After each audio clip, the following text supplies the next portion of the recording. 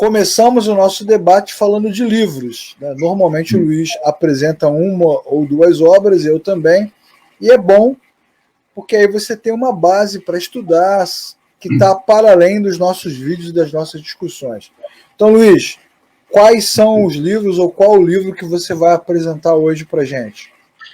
Hoje eu vou apresentar uma obra de peso, uma só, né? Até porque é de peso mesmo, ela é um volume bem... Eu dei um curso, Leclerc, com essa teologia sistemática aqui, 2008, na igreja, no IBR-MEC, Instituto Bíblico Roberto Macalister de Estudos Cristãos. Na verdade, foi o John Macalister, na época que trabalhou a teologia sistemática, e estava saindo essa obra aqui do Franklin Ferreira com o seu professor, antigo professor e tutor do mestrado, se eu não me engano, no Batista do Sul, o professor Alan Myatt.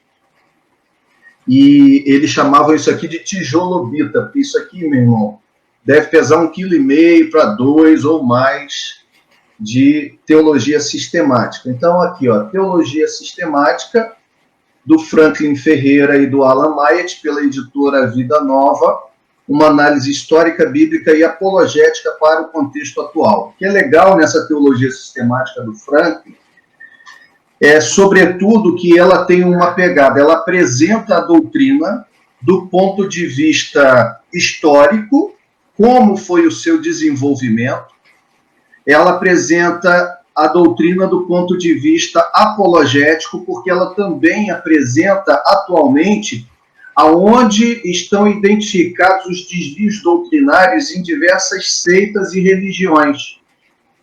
Então, ela tem uma pegada histórica, né? O Franklin sempre foi muito bom nisso, tanto na teologia sistemática quanto na história da igreja, e na questão apologética, quando faz o link com outras religiões e com outras seitas e movimentos filosóficos aí.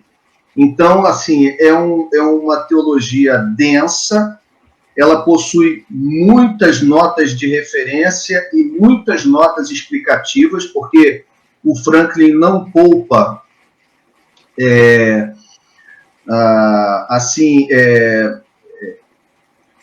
as palavras e as expressões históricas e muitas vezes assim no próprio original, não apenas do texto bíblico, né, mas expressões em latim foram desenvolvimento da teologia, no próprio grego e outros termos que são pertinentes à teologia que o leitor comum não conhece.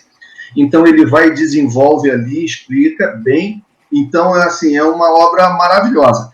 Vale a pena, em termos de teologia sistemática, hoje em dia, você adquirir essa obra, porque ela é uma obra bem ampla, né? Do ponto de vista da teologia brasileira, ou da teologia para o Brasil, a gente precisa de uma pegada dessa apologética histórica também, para saber como foi que se desenvolveu o processo daquela doutrina e as discussões históricas que existiram, mas também do ponto de vista apologético, saber, muitas vezes, o arianismo hoje, aonde que a gente encontra a doutrina de Ario? Não, isso já passou. Não passou, a gente tem ainda religiões e seitas que minimizam a divindade de Cristo, que tiram a divindade de Cristo. Quais são essas? Então, Franklin apresenta ali o montanismo, né, o movimento de Montano. Aqui está o resultado da sua busca. Olha só, o Google entrando na nossa aula. Você fez uma invocação. Uma invocação. O Google, a divindade Google te respondeu. Eu ontem estava rindo dos vídeos do Worship Fail, que tinha um cara pregando e o Google fez isso, agora aconteceu com a gente, comigo. E essa pegada, por exemplo, do montanismo, né? O montanismo, um movimento de Montano que propunha ser ele o último dos apóstolos, né? Que a igreja fosse governada diretamente por Deus, não por meio de homens escolhidos ali, eleitos pela congregação, presbíteros, diáconos, mas que Montano, por exemplo, propunha uma espécie de profecia direta da parte de Deus, sendo proposto como apóstolo extemporâneo, né? Alguém que veio fora do tempo. Ora, existe hoje em dia esse movimento de apóstolos pós-modernos e etc. Então, assim, vale a pena realmente você adquirir essa obra do Frank. Legal, legal. A gente vai mostrar aqui, né, o Luiz? Mostraremos, né? Durante as nossas aulas, um monte de livros que dão esse tipo de respaldo histórico, porque é exatamente o que você falou. A mistura hoje é tão grande, a pobreza teológica também é tão grande, falta de preparo dos líderes, dos obreiros, que as pessoas vão embarcando nas doutrinas, nem sabem como, né? De onde elas surgiram. Eu tive o privilégio de estudar com o Dr. Alan Myatt lá no Paraná, na Faculdade Batista do Paraná. Foi meu professor de missiologia e apologética. E tem até na internet você encontra um monte de textos dele de apologética. Essa é uma área bem bacana, é um livro bem legal. Eu vou aproveitar para indicar dois na mesma direção. Vou indicar primeiro o livro do Dr. Augusto Nicodemos, né, que inclusive escreve um livro sobre apóstolos, né, apóstolos de ontem e de hoje, né? Exatamente.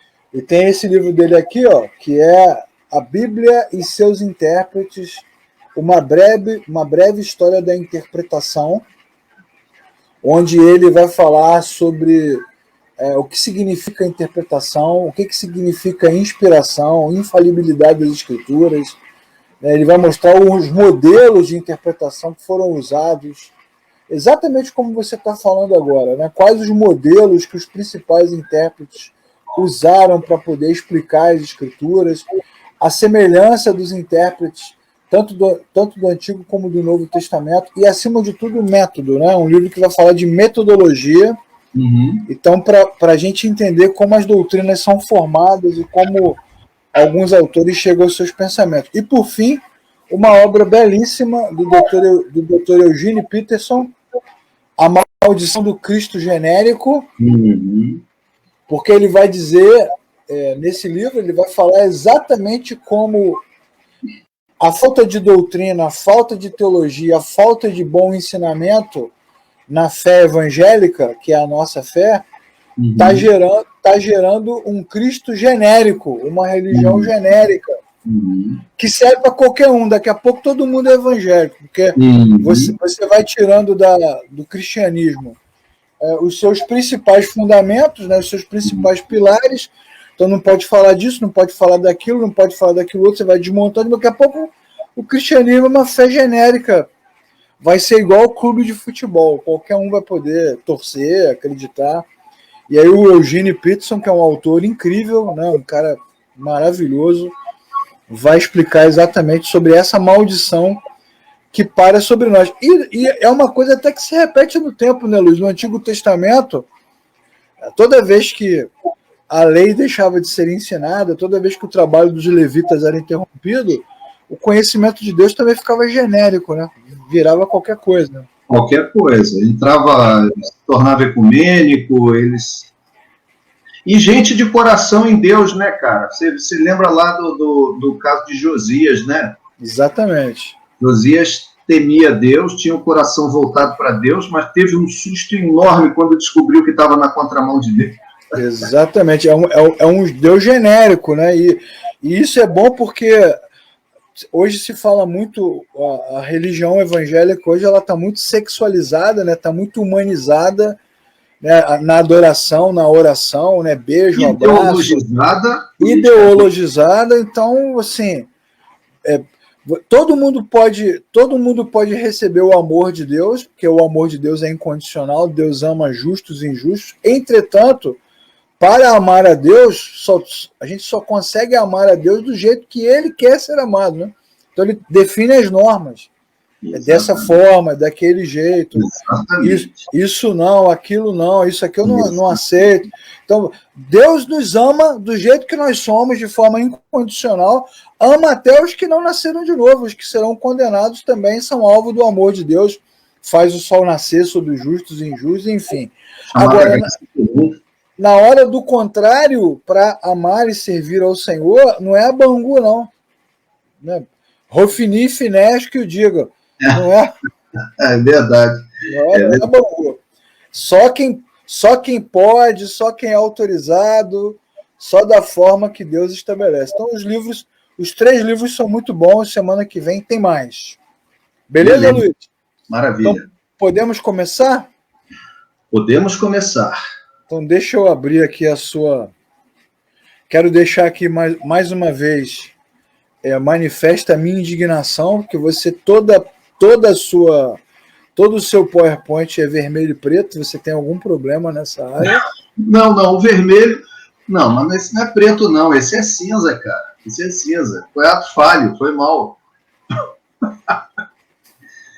O tema de hoje é esse que está aí, né, Luiz? É o véu sendo rasgado de alto a baixo aí. Isso, muito bem. A aula número 10, a doutrina da expiação definida ou doutrina da expiação... redenção particular. A redenção particular. Que é popularmente conhecida como expiação limitada, né? Que foi assim cunhado no primeiro momento, né? No acrônimo TULIP, ele foi cunhado na expressão expiação limitada, o que causa um problema enorme, por isso que autores mais atuais preferem a expressão expiação definida ou redenção particular, e eu ainda vou explicar por que também. Beleza, Luiz? Beleza? Vamos que vamos. Então, vamos que vamos. Então, a expiação definida ou redenção particular ensina o quê? O que ensina essa doutrina? Essa doutrina ensina que a morte de Cristo tinha o propósito de garantir a salvação dos eleitos. Garantir, perceba, tem algumas palavras que são importantíssimas aqui. Garantir a salvação dos eleitos. Portanto, a expiação limitada, né, nesse sentido, ela diz que, embora a morte de Cristo em seu poder seja suficiente para todos os homens, ela é, em seu propósito, eficaz apenas para os eleitos, ou seja, para aqueles a quem Deus predestinou, para aqueles a quem Deus estabeleceu que ela seria eficaz. Por quê? Porque, em certo sentido, a gente vai precisar responder a uma pergunta. A morte de Cristo, ela serve para pagar o preço por pecadores, ou ela serve para abrir e salvar esses pecadores, ou ela serve para abrir a possibilidade de que todos os pecadores sejam salvos, sem, entretanto, garantir a salvação de ninguém? Então, Eita, Luiz, repete aí, cara. Repete devagar. Devagarzinho, né? A morte de Cristo, ela é eficaz para salvar aqueles por quem ele morreu, ou ela é abrangente para abrir o caminho para todo mundo, mas não garantir a salvação de ninguém? Legal. Então ela pode ser específica, né, para todo aquele que nele crê, como está em João 3,16, né, atinge só os que creem, nasceram de novo, ou ela abre uma porta para qualquer um que deseja receber essa salvação, é isso? Exatamente. A possibilidade é geral, mas não está garantido, não garante nada, você que se garante aí nessa oportunidade. Um certo autor, ele diz assim, que a visão reformada propõe que a morte de Cristo, que essa doutrina da expiação definida, pode ser, a partir da perspectiva reformada, ela é uma ponte estreita que atravessa todo o rio, chega do lado de lá, ou seja, quem por ela atravessa, chega eficazmente do outro lado. Por outro lado, na perspectiva arminiana, ela é como uma ponte bastante larga, mas que só chega até a metade. Ou seja, ela abarca todo mundo, mas ela não garante a travessia de ninguém. O que a gente precisa, então, entender é sobre o que a Bíblia fala. A Bíblia diz que a morte de Cristo ela é eficaz para salvar, e às vezes as pessoas estão falando assim sobre expiação. Não, que é expiação, que é expiação. O que é expiação? Se Cristo fez expiação pelos nossos pecados, Qual é o sentido de expiação? Ele é genérico? É uma possibilidade abstrata por todos? Ou ele é uma possibilidade real e concreta para aqueles por quem o animal é sacrificado? Quer dizer, se você pegar aquele versículo lá de Apocalipse, né, aquele que perseverar até o fim será salvo. Então, quando a gente considera o olhar reformado, né, a ênfase está em manter a caminhada, né? Basta caminhar sem parar, na verdade. Se você caminhar, continuar caminhando, no final está garantido, né? É só você ir até o fim do caminho. Mas na perspectiva arminiana, né, a ênfase não está na caminhada, mas está na sua capacidade de insistir, porque se você parar em algum momento, né, você não chega, o caminho não é garantido, né? A ponte está quebrada, você pode cair ali, então você vai ter que arrumar outras formas de insistir, né? A ênfase fica na insistência e na capacidade humana, enquanto na visão reformada a ênfase fica na tranquilidade de quem crê, certo? Exatamente. O N. Gruden, falando sobre esse texto, ele diz assim, se eu bem me lembro, ele diz: aquele que perseverar até o fim será salvo. E só a leitura reformada é da seguinte forma, a partir de todos os outros textos bíblicos, né? Você compreendendo esse texto, só perseverará até o fim, de fato, aquele que foi salvo. Né? Então, aquele que foi salvo, de fato, vai cumprir isso, né? Só será salvo. Aquele que perseverar até o fim será salvo, e só perseverará até o fim, de fato, aquele que foi salvo. Beleza. Né? Legal. Bom, vamos avançar então um pouquinho. Então, eu vou tratar de alguns aspectos aqui acerca dessa expiação limitada. Ora, eu vou chamar de expiação limitada, definida ou redenção particular para agradar gregos, troianos e baianos, tá? Então, assim, vou trazer alguns pontos aqui para a nossa reflexão. Então, como já foi observado, a eleição em si não salva ninguém. Lembrando disso, tá, irmãos? Aquela primeira doutrina que nós vimos, da eleição incondicional, ela propõe que Deus, na eternidade passada, ele escolheu, por sua livre vontade, não sendo condicionado a coisa alguma, nem com base em algum ato externo a ele, nem com base em algum ato de justiça do pecador, porque não tem, ou mesmo uma fé prevista, né? Mas apenas com base na sua própria vontade, ele resolveu salvar determinados pecadores, né? Mas a eleição, ela não era, a gente falou isso e frisou, e eu friso novamente, a eleição não é a salvação, a eleição é para a salvação. Tanto é que na soteriologia, quando a gente vai estudar a doutrina dos eventos da salvação, a gente começa com a eleição, embora a eleição preceda em muito os eventos da salvação, do ponto de vista da relação do homem com Deus, não de Deus para com o homem, mas do homem com Deus, na questão do tempo e do espaço, ou seja, na vida como um todo. Porque a eleição, ela se dá antes, muito antes, no coração de Deus, na mente de Deus, né? Então, a eleição não é a salvação, mas a eleição é para a salvação. Então, os que foram escolhidos pelo Pai e dados ao Filho precisam ser redimidos para serem salvos. O indivíduo foi... Portanto, assim, uma aplicação assim, muito simples. Ninguém pode dizer, antes de que tenha sido de fato alcançado por Cristo, e que esse alcance seja real, né? Estamos falando de uma conversão verdadeira, genuína, um novo nascimento. Ninguém pode dizer que, não, eu estou nos planos de Deus, estava escrito nas estrelas, eu sou eleito de Deus, para mim vai dar tudo certo. Lembrei até da TT Espíndola agora. Espíndola, é verdade. Você para mim foi o sol. Então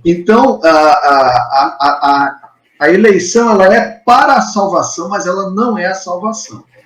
Então, para assegurar a redenção do indivíduo, né, daquele que foi escolhido na eternidade, eleito na eternidade, Legal. Jesus Cristo veio ao mundo e tomou sobre si a natureza humana para que pudesse identificar-se com o seu povo, ou seja, a totalidade dos eleitos, e agir como seu representante ou substituto. Ora, se ele é representante ou substituto, significa dizer, e aqui temos uma doutrina importante, a substituição penal, nós dizemos que Cristo recebe a pena no lugar de pecadores. Se Cristo recebe a pena, Leclerc, no lugar de pecadores, especificamente, não, vou reformular. Se Cristo recebesse a pena no lugar de pecadores, genericamente, ou seja, ele pagou o preço por todos, não garantindo a morte de ninguém, a salvação de ninguém, entretanto, significaria dizer que lá, quando vier o juízo, aqueles que não se apropriaram da morte de Cristo e serão por Deus cobrados dessa conta, tendo Cristo pago essa conta já uma vez, não terá Deus, não estará Deus cobrando a mesma conta duas vezes e punindo pecadores para quem a conta já foi paga. Então isso não pode ser assim. O que precisa acontecer é que aqueles por quem Cristo morreu, a conta foi paga e Deus não cobrará novamente. Exatamente. É engraçado que existe um frisson no meio da igreja evangélica por julgamentos, né? Toda hora se fala sobre isso. Julgamento de Deus, juízo de Deus, trono de Deus, né? Estaremos diante de Deus. Se fala sobre o julgamento dos crentes, né? Então, parece que você nunca, e é como você está falando agora, parece que você nunca está redimido de alguma forma. É comparar a salvação com o IPTU, né? Você compra a casa, mas a casa nunca é tua, né? É tua, mas não é tua, é tua, mas não é tua. Se você parar de pagar o IPTU, vem a prefeitura e toma o teu imóvel. Então, parece que você está salvo, porque Cristo abriu essa porta aí, mas se você der algum mole, algum deslize, em algum momento, você vai ser julgado pelas suas obras. Você recebeu, mas agora perdeu, devolve. Parece até o julgamento do Alto da Compadecida, lá do Ariano Suassuna, não tem nada a ver, né? E os cristãos acabam embarcando nessa coisa, por quê? Porque realmente essa coisa do colocar a prova até o fim exalta o automoralismo, né, cara? O automoralismo e a autoaprovação, né? E aí vem aquele discurso da religião. Nós teremos muitas surpresas quando chegarmos no céu, né? Quando chegar no céu, irmão, você vai ter muita surpresa. Que surpresa? Que surpresa? Surpresa eu fico aqui todo dia. Quando eu ligo a televisão, eu me surpreendo. Exatamente. Você frisou bem aí, você destacou bem. Cristo vindo ao mundo e tomou sobre si, sim, exatamente, tomou sobre si a natureza humana para que pudesse identificar-se com o seu povo e agir como seu representante substituto. Exato. Então, Cristo, agindo em lugar do seu povo, guardou perfeitamente a lei de Deus e, dessa forma, produziu uma justiça perfeita, a qual é imputada ao seu povo ou creditada a ele no momento em que cada um é trazido à fé nele, em Cristo. Perceba, o Leclerc, e perceba, irmão querido, você que está nos ouvindo. A gente aqui não, em hipótese alguma, a teologia reformada, ela não diz que o indivíduo pode abrir mão da fé em Cristo e depositar nele plenamente a sua confiança como Senhor e Salvador de sua vida. Não. E a teologia reformada não diz contra que essa fé também ela deve, nesse momento, produzir arrependimento pelo pecado. Não, de jeito nenhum. Tudo isso faz parte. O que a gente está dizendo é que o que a teologia reformada diz, né, e nós estamos aqui reproduzindo, é que nem sempre a leitura convencional a grosso modo, por alto que é feita, está correta. Porque existem implicações. Eu costumo dizer, quando eu dou aula de teologia sistemática, que o problema da nossa teologia brasileira é que nós fazemos a teologia do puxadinho, né? A gente vai sempre agregando aquilo que a gente precisa ou que nos agrada. Então, é assim, aquela obra que você faz, mas aí em algum momento você diz, eu vou fazer uma churrasqueira aqui, aí você faz um puxadinho aqui. E você não faz projeto, não faz nada. Aí você vai fazendo puxadinho, bota um negócio, meu filho agora precisa morar aqui, eu faço um quartinho aqui atrás. E no final das contas, a gente tem um negócio, uma colcha de retalhos teológicos com pressupostos que vão ser contraditórios entre si. É verdade, fica contrário, né? Uma coisa cancela a outra. Eles são autoexcludentes e mesmo assim a gente consegue colocar tudo dentro do mesmo terreno. E não dá.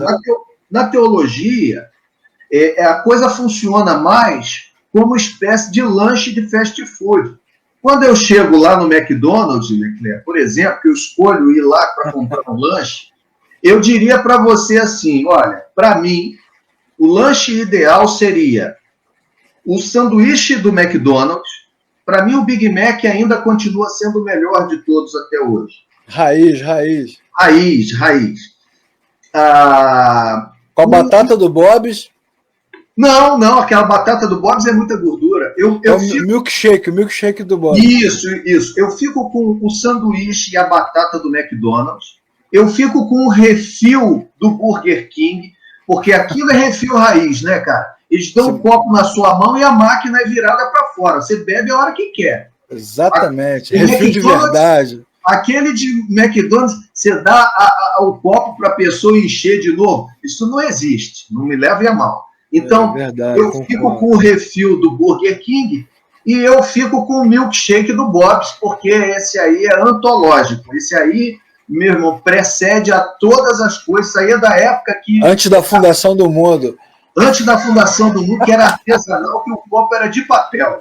Isso aí é, né? Verdade, é verdade.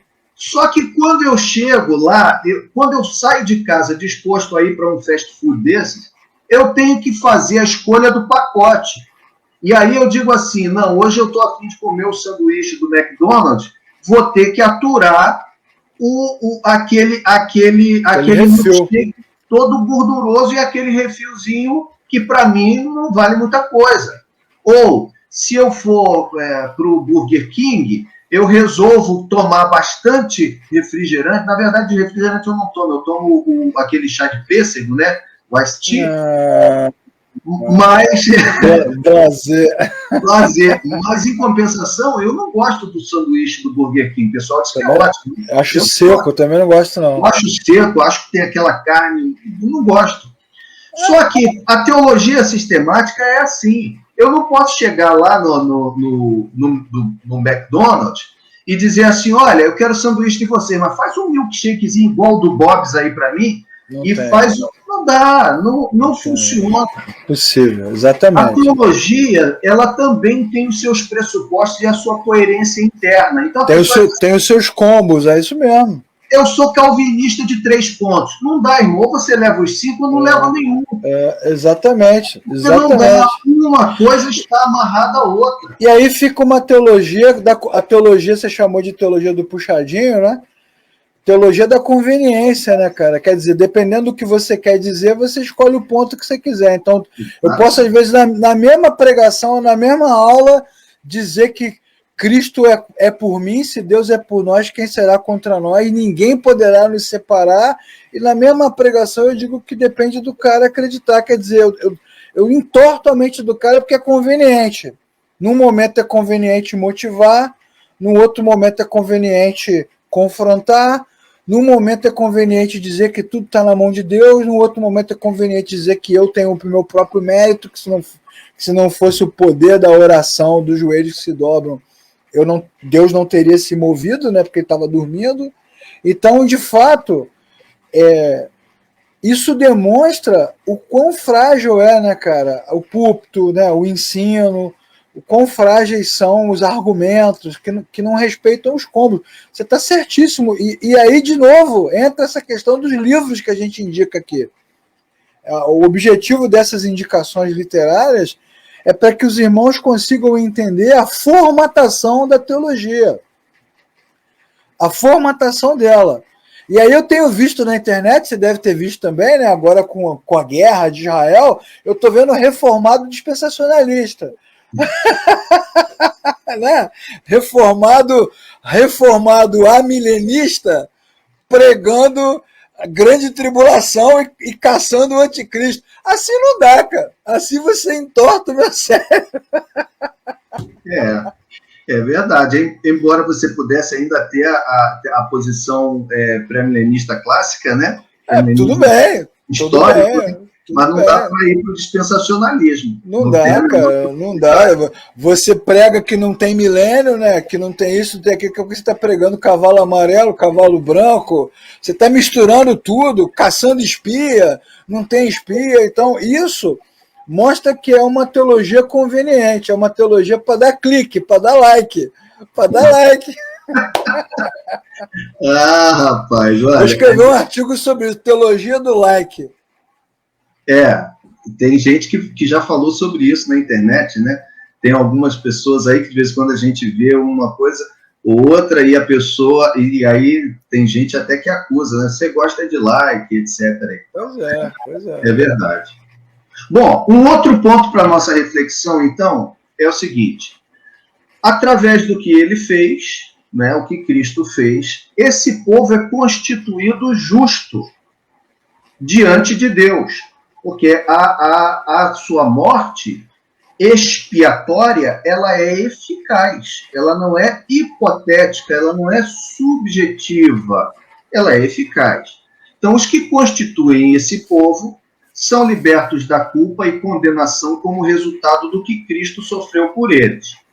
Através do seu sacrifício substitucionário ou substitutivo, que é melhor, né? Cristo sofreu a penalidade dos seus pecados e assim removeu sua culpa para sempre. Por conseguinte, quando o seu povo é unido a ele pela fé, é-lhe creditada a perfeita justiça pela qual fica livre da culpa e condenação do pecado. São salvos não pelo que fizeram ou irão fazer, mas tão somente na base da obra redentora de Cristo. Então, por aí cai por terra a teologia da Margarida. Você conhece a teologia da Margarida? Não, cara, você hoje está, né, trazendo grandes revelações.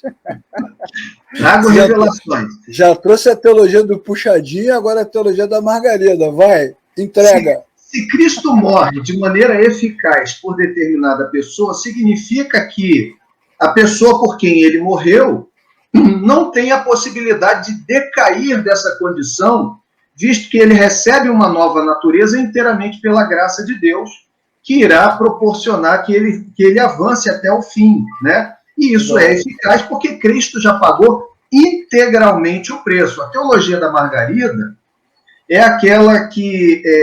Margarida não é o bem me quer, mal me quer, bem me quer. Então, a teologia da Margarida é o tô salvo, tô perdido, tô salvo, tô perdido, tô salvo, tô perdido.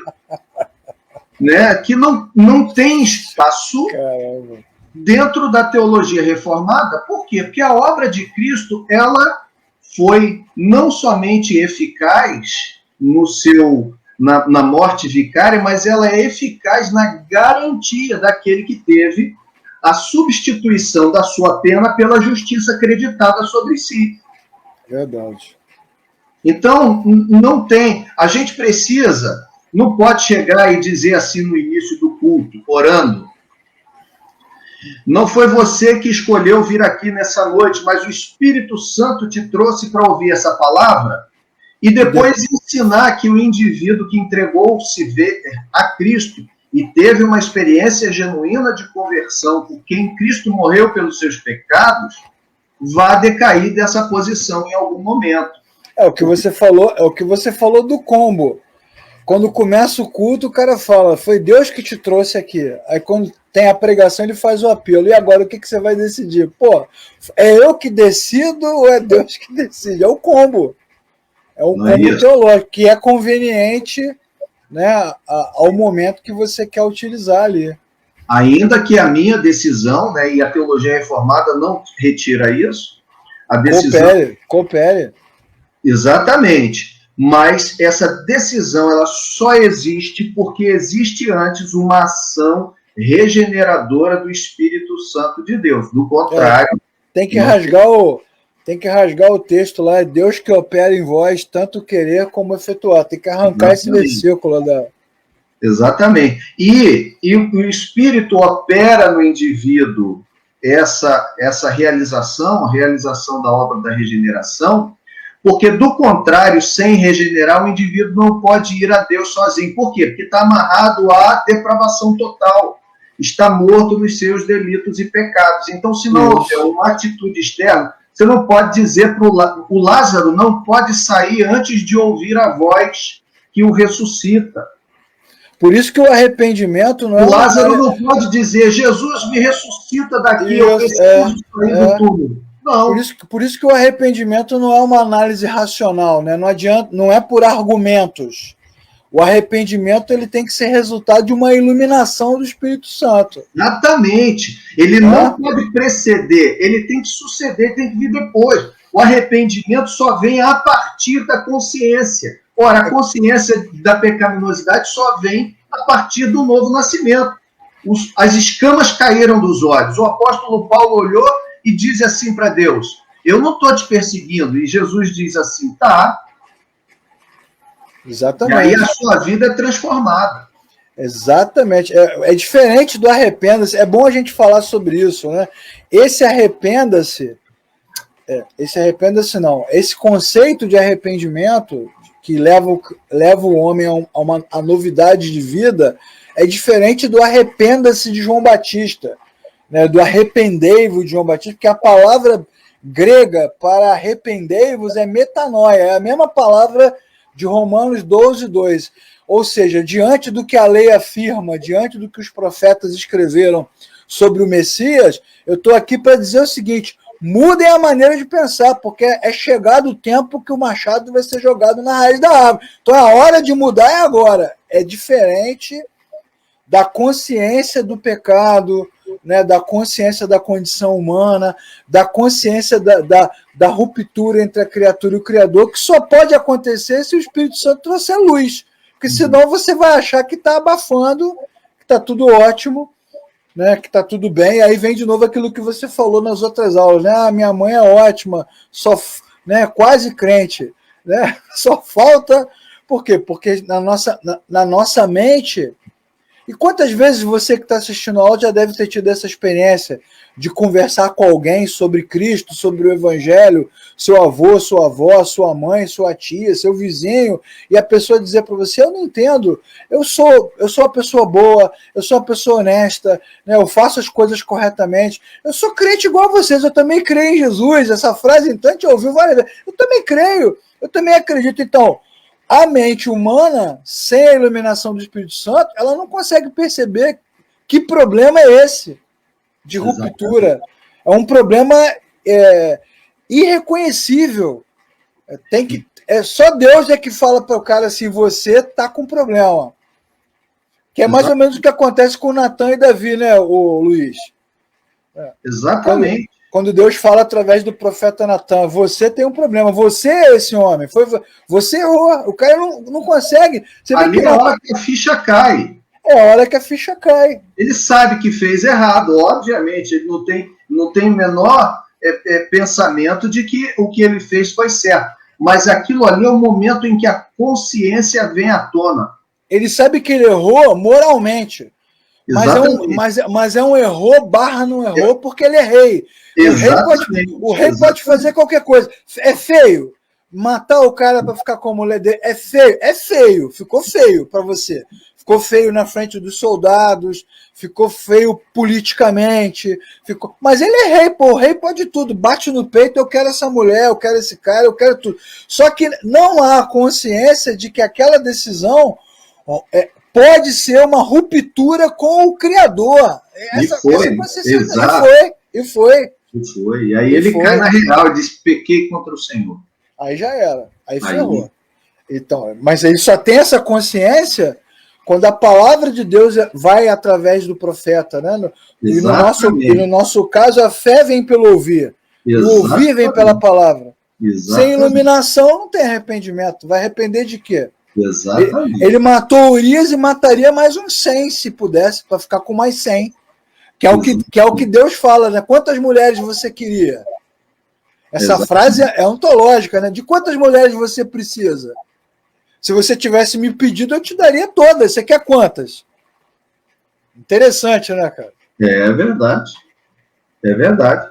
Exatamente isso. Esse tipo de despertar da consciência que somente Deus pode realizar por meio da palavra. É verdade.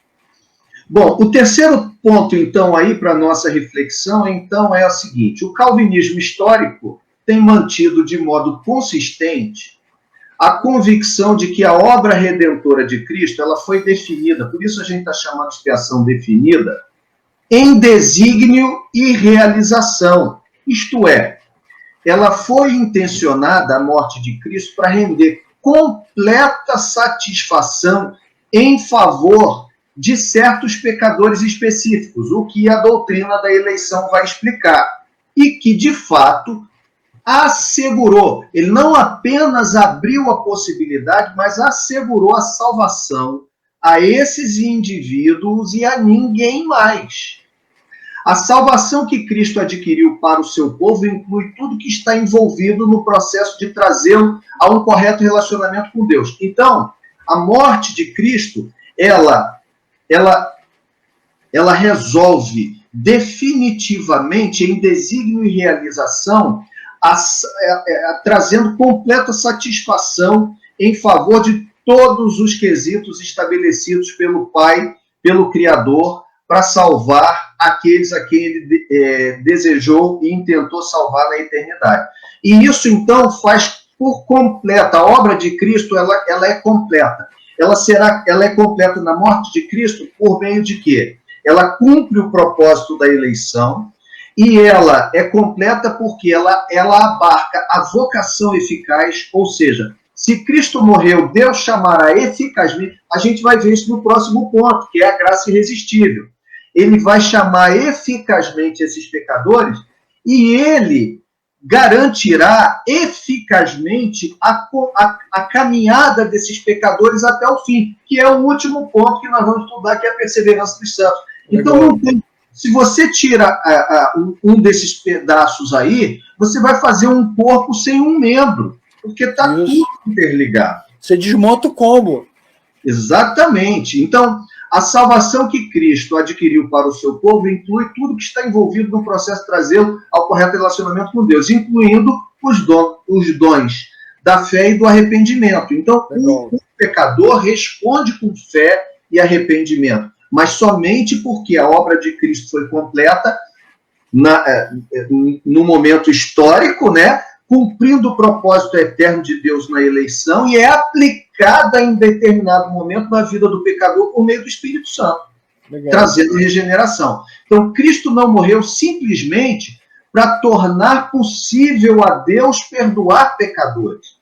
Nem deixa Deus aos pecadores a decisão se a obra de Cristo será ou não efetiva. Cristo morreu eficazmente para salvar pecadores e não para abrir a possibilidade de Deus perdoar. Porque é isso que precisa ser respondido. A morte de Cristo, ela é definitiva, ela é eficaz para salvar pecadores, ou ela é relativa no sentido de que ela abre a possibilidade para Deus perdoar ou não?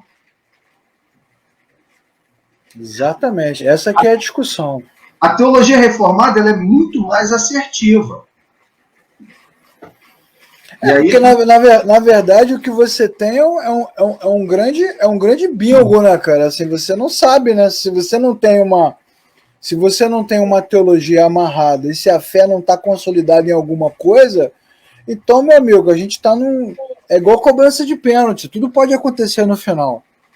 Tudo pode acontecer no final. E aí eu vou citar aqui a parábola que eu acabei de postar na oficina da palavra, que é a parábola sobre as 10 virgens. O que está em jogo ali não é se você tem pouco azeite, muito azeite, se você tinha azeite, jogou fora, se a sua vida não tem óleo, né, se você deixou a lâmpada apagar, que as pessoas vão pregando, né, vão dando aula e vão acrescentando informações à parábola. Né? Você que vinha com a sua vida acesa e foi...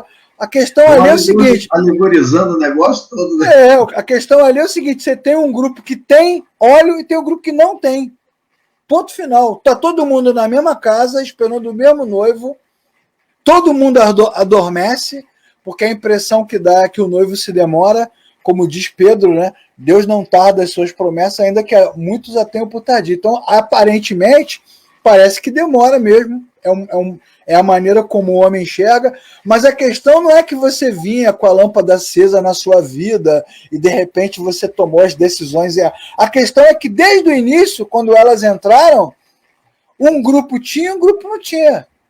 Então tem o grupo que está dentro, tem o grupo que está fora, desde o início. E o noivo, ele no final, quando ele entra para as bodas com as noivas, ele vai dizer para as que ficaram fora, não sei quem são vocês. Eu não conheço. Elas não são noivas? Como é que ele não as reconhece? Então, na verdade... Exatamente. É a parábola do joio e do trigo. Isso. O joio, por mais que queira ou que quiser que não acontecerá, ele não vai se transformar em trigo. Uma coisa é trigo, outra coisa é joio. Você vê como é que as interpretações são alegóricas, elas são falhas, né, cara? A parábola do servo mau. Ele é mau, cara. Mesmo que ele seja servo, ele é mau. Ele é infiel. A parábola do servo, ele é infiel. A noiva é louca. É joio. Não tem, assim, uma coisa que virou outra. O cara enterrou o talento. Por quê? Porque ele não amava o seu senhor. Não existe um meio termo. Não tem a ver com enterrar dons. tem a ver com não fazer parte. Você não faz parte daquele... Você está no lugar errado. E aí nem aproveita a vida, nem vai para o céu, né? Está no limbo. O pior perdido é aquele que acha que está salvo, né? Exatamente. Que elas batem na porta, né? E elas pedem o azeite, o óleo, por favor, e as outras dizem, a gente não pode dar, isso não se compartilha. Isso é nosso, pô. Isso é nosso.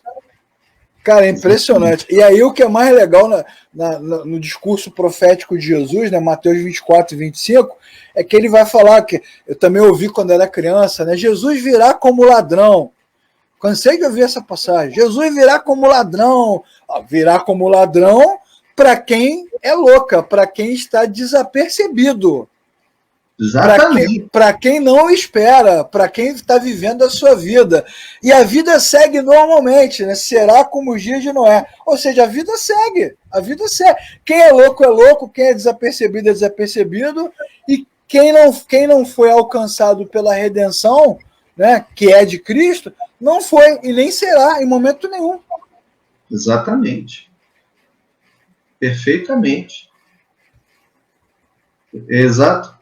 A gente tem esse problema, porque às vezes aí a pessoa tenta transformar na mensagem o joio em trigo e tenta fazer com que o solo que não tinha que a semente que caiu no solo que não tinha raiz em si mesmo, que esse solo seja arado. Mas que história é essa?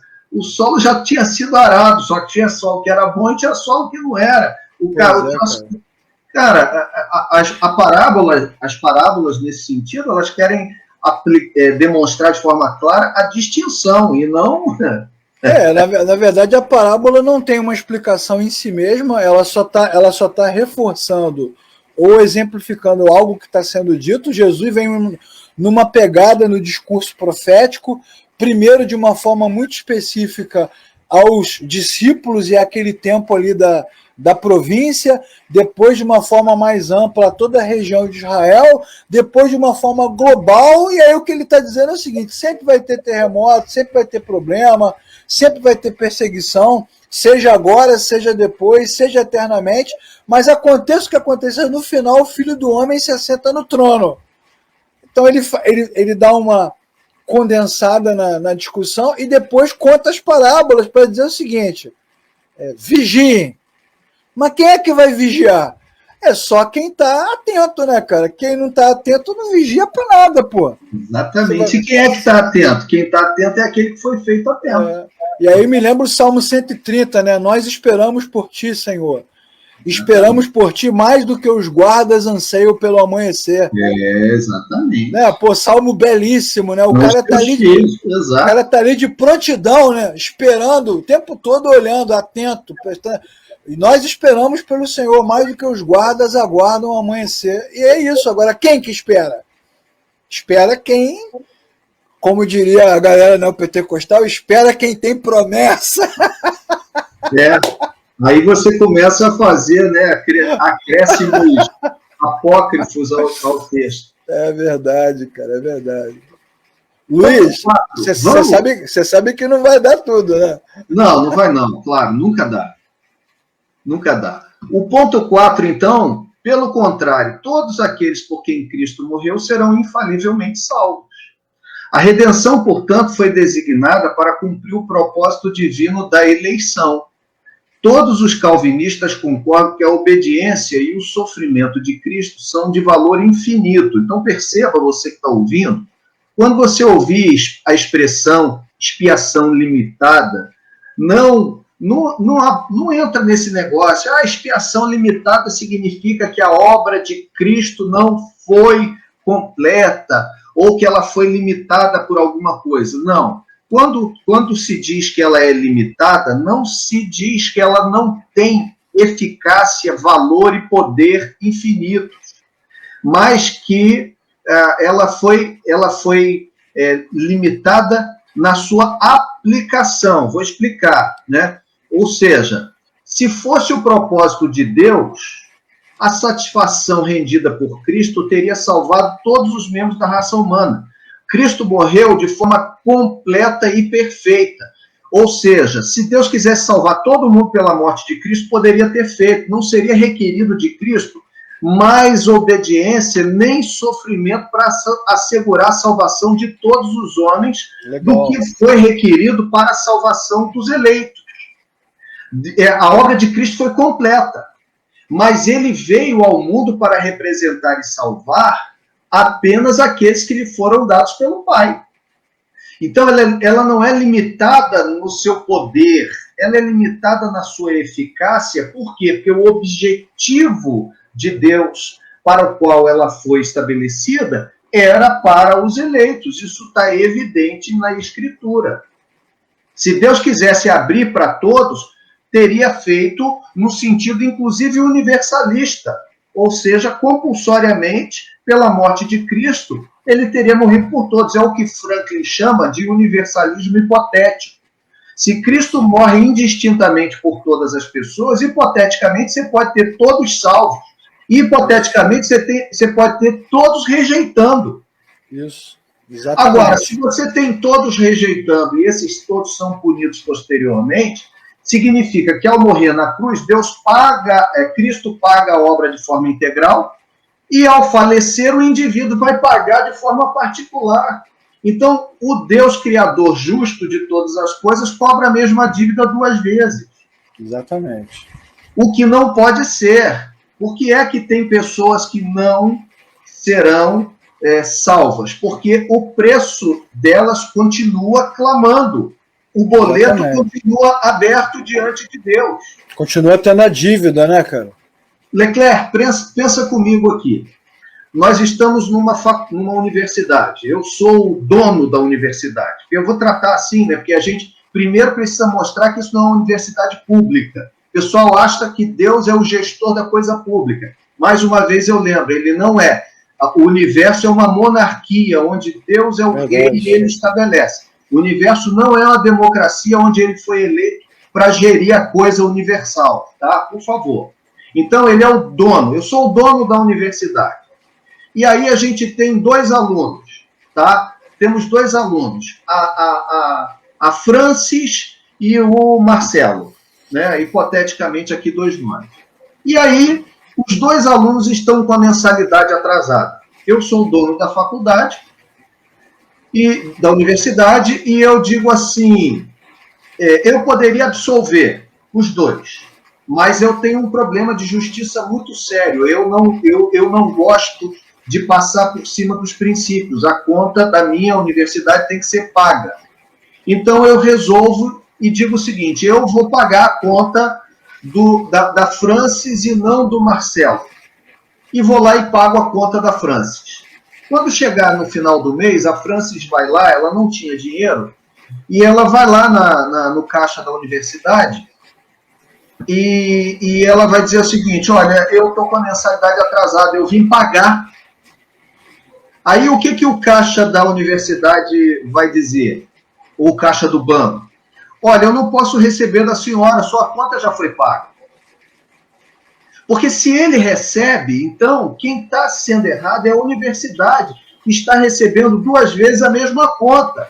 Então não pode receber. Não, você sabe que a Ampla recebe, né? A Enel recebe, né? Você pode pagar a mesma conta várias vezes com o boleto lá que o dinheiro entra, você sabe. Cara, deixa eu falar para você. Eu paguei duas parcelas de IPTU aqui, minha, que eu já tinha pago. Eu imprimi a boleto na hora, cara. Eu fiquei com a boleta antiga na mão, que já estava paga, porque só para entrar pela internet, pelo número, paguei. Vou ter que ir lá na prefeitura, receber. Vou ter que ir agora na prefeitura, cara, para poder fazer um processo para jogar o crédito do meu IPTU nas próximas. E você espera, porque assim, para arrancar teu dinheiro é na hora, mas para te devolver, malandro, ó. Mas Deus não faz esse negócio não, tá? Não faz não. Deus não é Enel, nem a prefeitura. Eu já paguei a mesma conta 2 vezes que eu me enganei com aquela conta impressa, né? Uhum. Já paguei 2 vezes e cortaram a luz. Paguei 2 vezes a mesma conta e a luz foi cortada. Tinha o crédito pelo número do cliente, tinha o crédito na empresa. E o que não, mas a sua conta tem. Mas eu paguei quando foi ver, pagou 2 vezes. Os caras não liberaram, teve que pagar a pendente para depois criticar o crédito. É verdade, Leclerc. Ainda bem que Deus é justo. Você acha que a gente avança 2 pontinhos aqui para terminar em 5 minutos ou a gente para por aqui?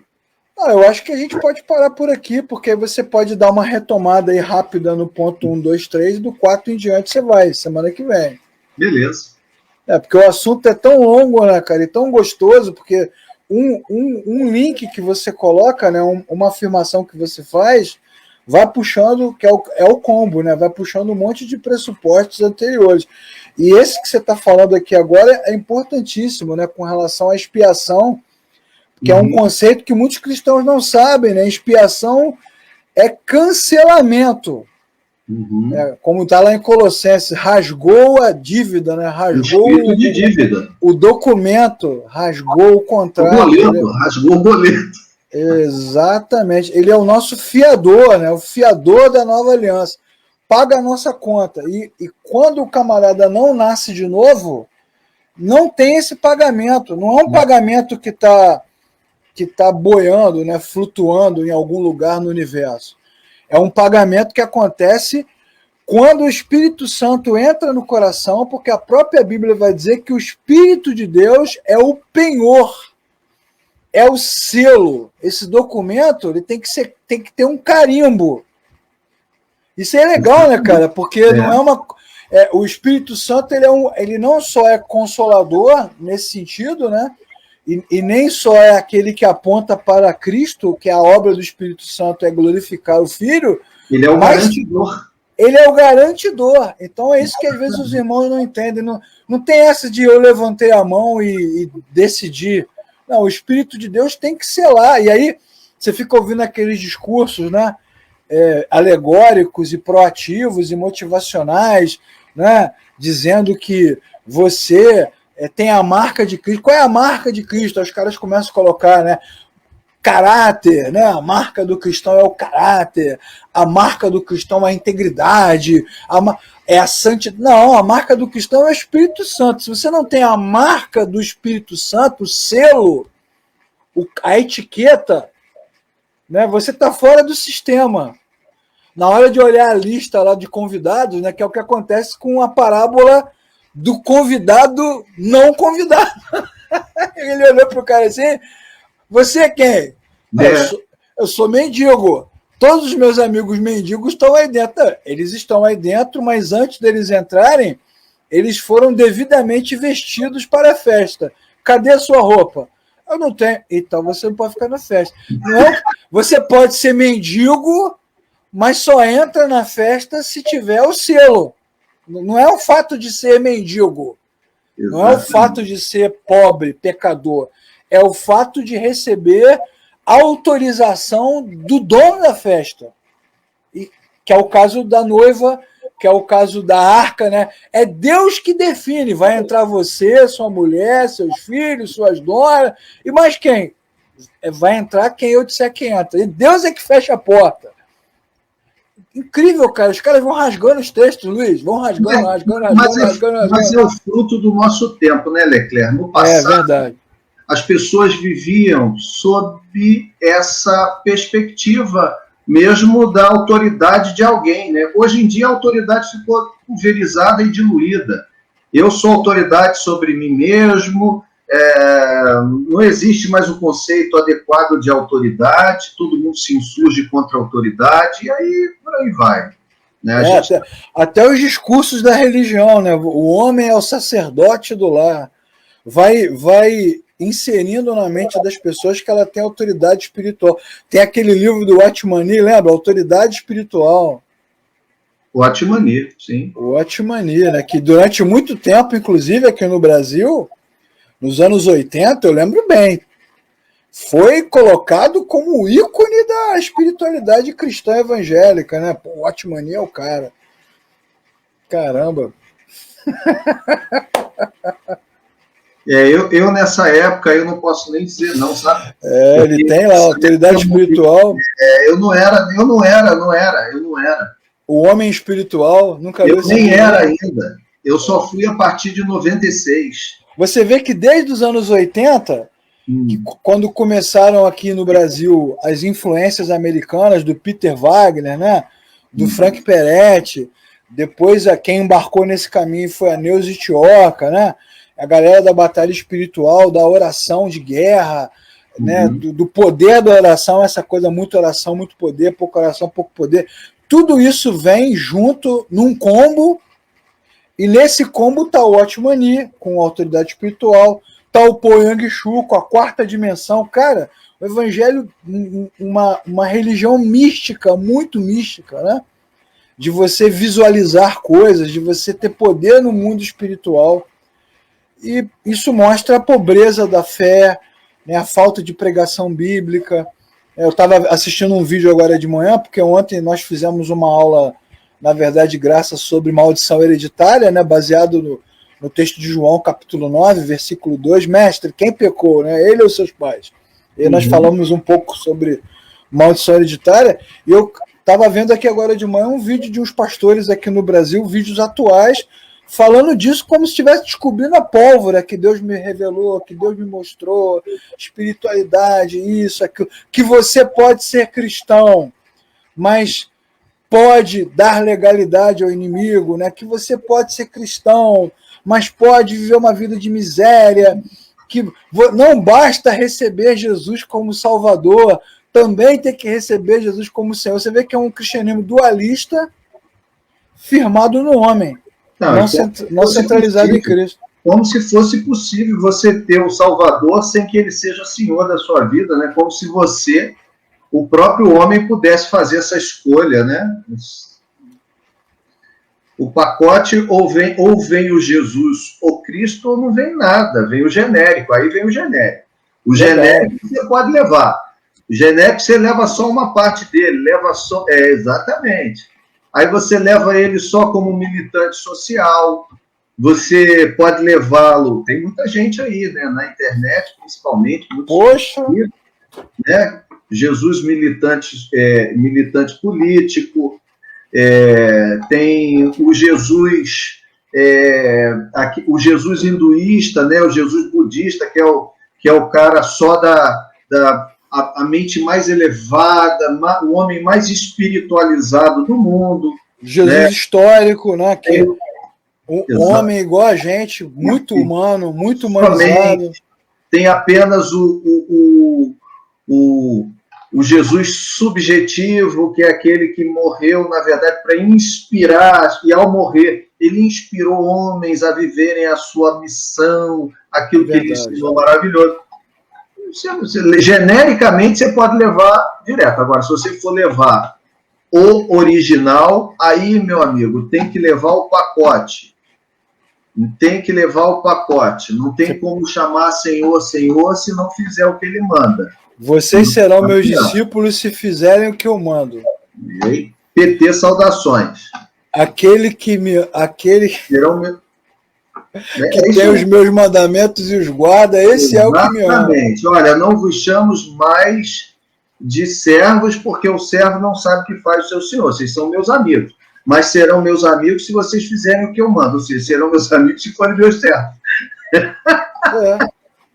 Exatamente. Né? Não tem como dissociar uma coisa da outra. E não foge para ninguém, porque o Filho do Homem veio para servir. Então ele dá o exemplo máximo de serviço ao entregar a própria vida em nosso favor e depois não exige menos do que isso. Ninguém mais chamareis de mestre. Entre vós eu sou o único mestre. Vocês não devem obediência mais a ninguém. É isso, cara. É isso. Luiz, semana que vem, antes da gente ir para Aparecida... Deus que me livre. Pode falar, irmão. Você vai falar de quê? Vai fechar o quê? Vai falar de quê? Não, semana que vem, irmãos, a gente vai continuar aqui. Mais 2 pontinhos sobre essas explicações, né? Beleza. E depois a gente entra na base bíblica. A gente vai entrar em textos que vão mostrar como as Escrituras descrevem o fim intencionado e realizado pela obra de Cristo, como a salvação completa do seu povo. Nós vamos ver passagens que apresentam Jesus, Senhor Jesus, em tudo que ele fez e sofreu pelo seu povo, como cumprindo os termos de um pacto ou concerto gracioso no qual entrou com seu Pai Celestial antes da fundação do mundo. Nós vamos ver algumas passagens que falam de Cristo morrendo por todos os homens e de sua morte como salvando o mundo. E vamos entender isso, né, à luz de todo o contexto bíblico. O que significa isso? Todos e todo o mundo. Será que significa indistintamente todas as pessoas? Ou será que indica classes de pessoas que estavam fora do judaísmo? A gente vai ler sobre isso. É preciso entender. Exatamente. Né? Morreu não apenas pelos nossos pecados, mas pelos pecados de todo mundo. Está falando do raça. Raça humana, raça humana ou é geográfico? Exatamente. Então, todo tipo de gente, toda classe de pessoas, inclusive os que não, os gentios, né? O mundo. Exatamente. Os romanos, né? Exatamente. Quando o judeu considerava mundo, ele considerava o mundo gentílico. Porque, na verdade, e o que era gentio para ele? Era todo aquele que não era judeu.